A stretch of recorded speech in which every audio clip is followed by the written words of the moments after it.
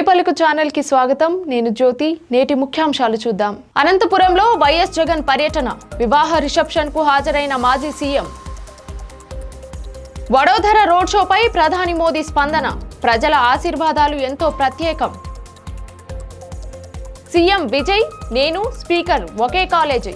అసెంబ్లీలో ఉదయనిధి స్టాలిన్ ఆసక్తికర వ్యాఖ్యలు. గౌహతి చేరుకున్న సీఎం చంద్రబాబు. ఎన్డీఏ నేతల ఘన స్వాగతం. కుల రాజకీయాలు మానండి. బండి సంజయ్ వ్యవహారంపై పొన్నం ప్రభాకర్ వ్యాఖ్యలు. విద్యాశాఖకు 26,674 కోట్ల కేటాయింపు. విద్యకు 15% బడ్జెట్ లక్ష్యంగా ప్రభుత్వం. హైదరాబాద్లో సరస్సుల రక్షణకు హైడ్రా సీసీటీవీ నెట్వర్క్.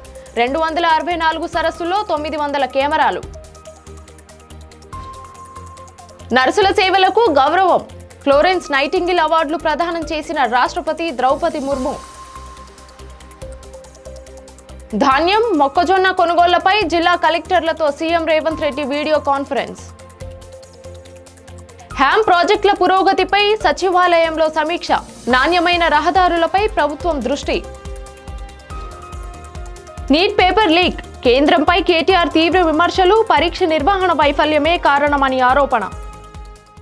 ఆంధ్రప్రదేశ్ మాజీ ముఖ్యమంత్రి వైఎస్ జగన్మోహన్ రెడ్డి అనంతపురం జిల్లాలో పర్యటించారు.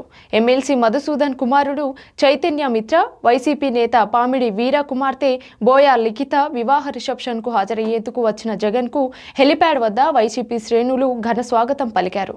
పార్టీ నాయకులు, కార్యకర్తలు పెద్ద సంఖ్యలో చేరుకొని ఆయనకు అభివాదం చేశారు.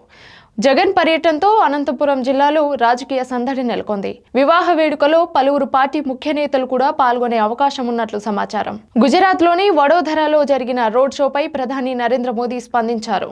నిన్న వడోదరాలో జరిగిన రోడ్ షోలోని ముఖ్యాంశాలు ఇవే.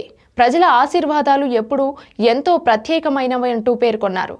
రోడ్ షో సందర్భంగా పెద్ద సంఖ్యలో ప్రజలు హాజరై ప్రధానికి ఘన స్వాగతం పలికారు. జనాల ప్రేమ, అభిమానమే తనకు మరింత సేవ చేయాలనే ప్రేరణ ఇస్తుందని మోదీ తెలిపారు. ప్రజలతో ప్రత్యక్షంగా కలుసుకోవడం ఎప్పుడు తమకు ఆత్మీయ అనుభూతినిస్తుందని పేర్కొంటూ దేశ అభివృద్ధి కోసం ప్రజల ఆశీర్వాదాలు ఎంతో ముఖ్యమని అన్నారు. తమిళనాడు అసెంబ్లీలో ప్రతిపక్ష నేత ఉదయనిధి స్టాలిన్ చేసిన వ్యాఖ్యలు ఆసక్తికరంగా మారాయి. ముఖ్యమంత్రి విజయ్, తాను, స్పీకర్ ముగ్గురు ఒకే లోయలా కాలేజ్ పాత విద్యార్థులమని తెలిపారు. మనమంతా ఒకే కాలేజీలో చదివినప్పటికీ ప్రభుత్వాన్ని నడపడంలో మాత్రం డీఎంకే పార్టీనే సీనియర్ బ్యాచ్ అంటూ చమత్కరించారు. ఆయన వ్యాఖ్యలతో సభలో నవ్వులు పూశాయి. రాజకీయ ప్రత్యర్థుల మధ్య సానుకూల వాతావరణం కనిపించిన ఈ సందర్భం అసెంబ్లీలో ప్రత్యేక ఆకర్షణగా నిలిచింది. అస్సాం ముఖ్యమంత్రిగా హిమాంతు బిశ్వ శర్మ ప్రమాణ స్వీకార కార్యక్రమంలో పాల్గొనేందుకు గౌరవ ముఖ్యమంత్రి నారా చంద్రబాబు నాయుడు గౌహతికి చేరుకున్నారు. గౌహతి విమానాశ్రయంలో ఆయనకు ఎన్డీఏ నేతలు ఘన స్వాగతం పలికారు. పూలమాలలు, శాలువాతో స్వాగతం పలికిన నేతలు ఆయనకు ఆత్మీయంగా ఆహ్వానించారు. ఈ కార్యక్రమానికి దేశవ్యాప్తంగా పలువురు ముఖ్య నాయకులు హాజరవుతున్నారు. ప్రమాణ స్వీకార వేడుక రాజకీయంగా ప్రాధాన్యం సంతరించుకుంది. అనంతరం జరిగే కార్యక్రమాల్లో చంద్రబాబు పాల్గొననున్నారు. తెలంగాణ మంత్రి పొన్నం ప్రభాకర్ సంచలన వ్యాఖ్యలు చేశారు. రాష్ట్రంలో బీసీలు, ఎస్సీలు అంటూ వేరే కులాలు లేవని ఆయన స్పష్టం చేశారు. బండి సంజయ్ కొడుకు వ్యవహారంలో బాధితురాలు, నిందితుడు ఇద్దరు ఒకే కులానికి చెందిన వారేనని పేర్కొంటూ కులం పేరుతో రాజకీయాలు చేయడం సరికాదన్నారు. కుల కార్డు ఉపయోగించి రాజకీయ లబ్ధి పొందే ప్రయత్నాలు ఆపాలని కుల పెద్దలకు ఆయన సూచించారు. అంతేకాకుండా ఈ అంశాన్ని రాజకీయంగా వాడుకోవద్దని, న్యాయపరమైన విచారణకు సహకరించాలని మంత్రి కోరారు.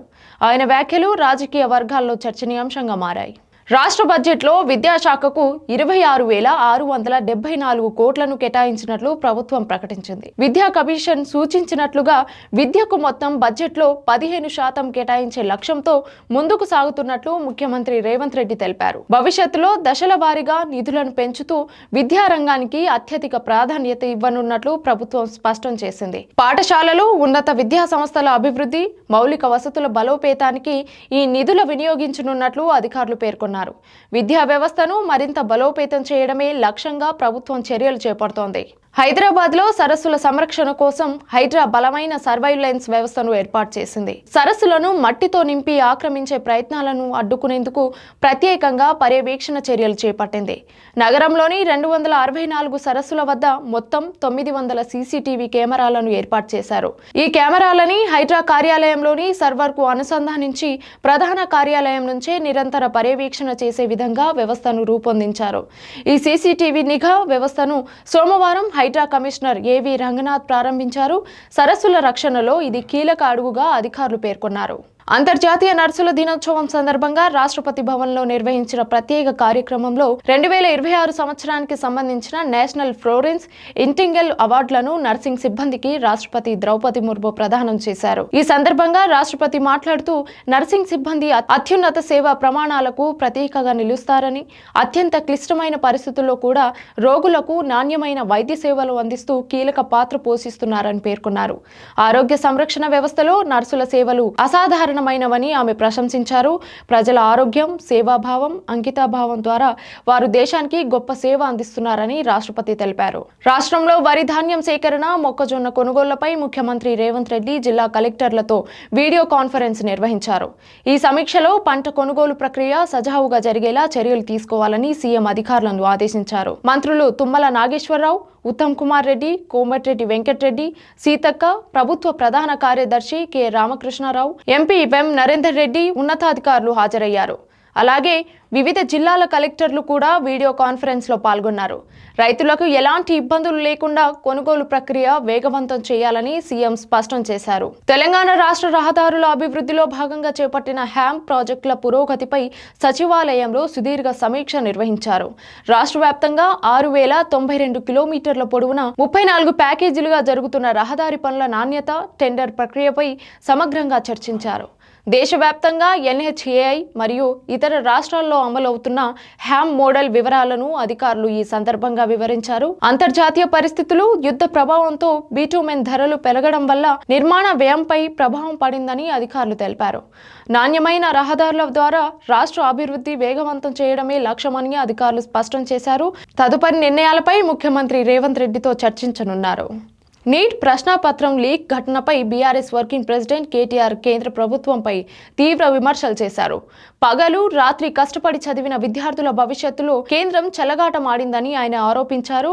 పరీక్షలను పకడ్బందీగా నిర్వహించడంలో ఎన్డీఏ ప్రభుత్వం విఫలమైందని, గతంలోనూ ఇలాంటి ఘటనలు జరిగినప్పటికీ గుణపాఠం నేర్చుకోలేదని పేర్కొన్నారు.